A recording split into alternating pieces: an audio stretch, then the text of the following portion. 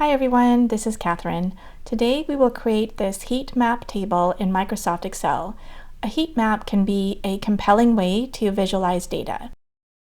Let's begin with a spreadsheet that reports the number of calls to our help desk during 1 week, broken down by day and time. For example, on Tuesday between 11 and 12, the help desk received 100 calls. In Excel, a heat map is created with conditional formatting. Select all the numbers. On the Home ribbon, click on Conditional Formatting, New Rule. Format all cells based on their values. Style, we can use 2 colors or 3 colors. Let's try a 2-color scale first. Set the minimum value to be a dark color, the maximum value to be a light color.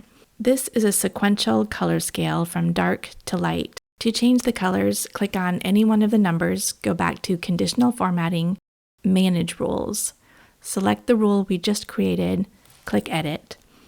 A sequential color scale can also go from light to dark, which brings attention to the higher values. If you want to remove the formatting, again go to Conditional Formatting, Manage Rules, select our rule, and press Delete. We can also use 2 different colors for a diverging color scale.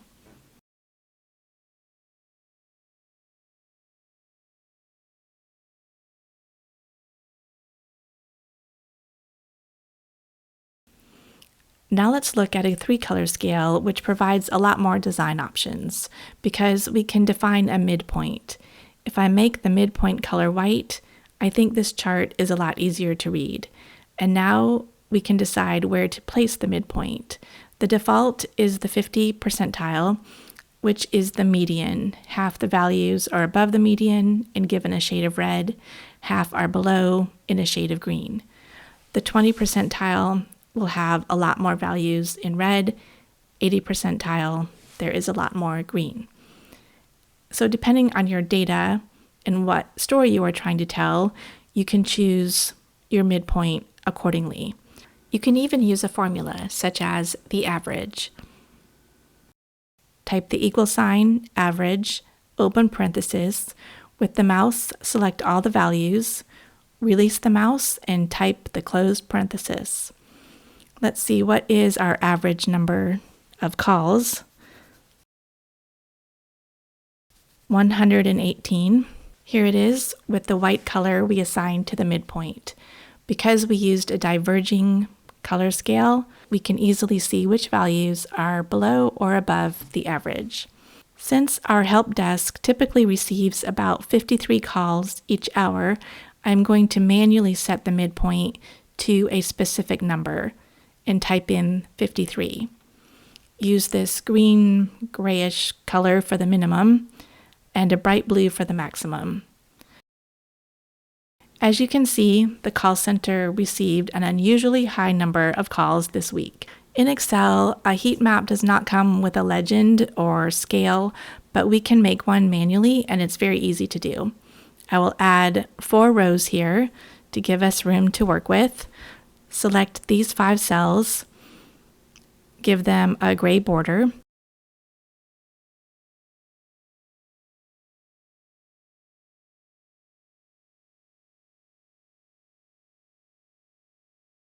In this cell, make the background the same color we used for the minimum. Copy it here and select a lighter shade of that color. The midpoint we know is white. In this cell, apply the same maximum blue color. Copy that here, and then I will just select a medium blue. The scale goes from less to more. And I will also explain the midpoint.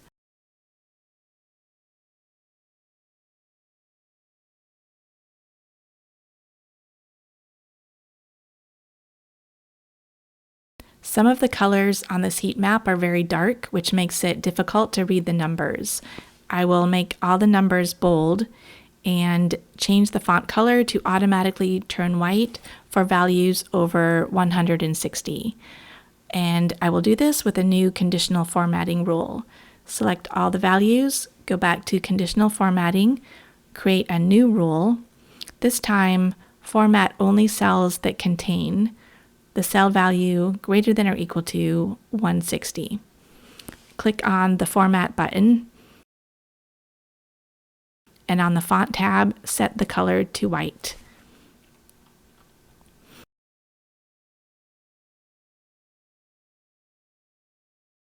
To finish the design, adjust the column width. Add a border around each cell that contains a number. A thick border. Make the border color white. Align all of the table, the headers, and the numbers, middle vertical, middle horizontal. In the title area, add an image and a shaded background.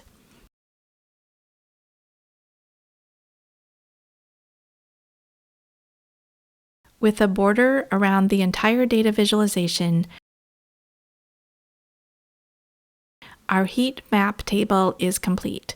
With a diverging color scale and a legend, it is easy to see the calls to the help desk this week were much higher than usual. As you can see, there are many design options available for a heat map table in Excel. If you enjoy learning about working with data, please consider subscribing to this channel.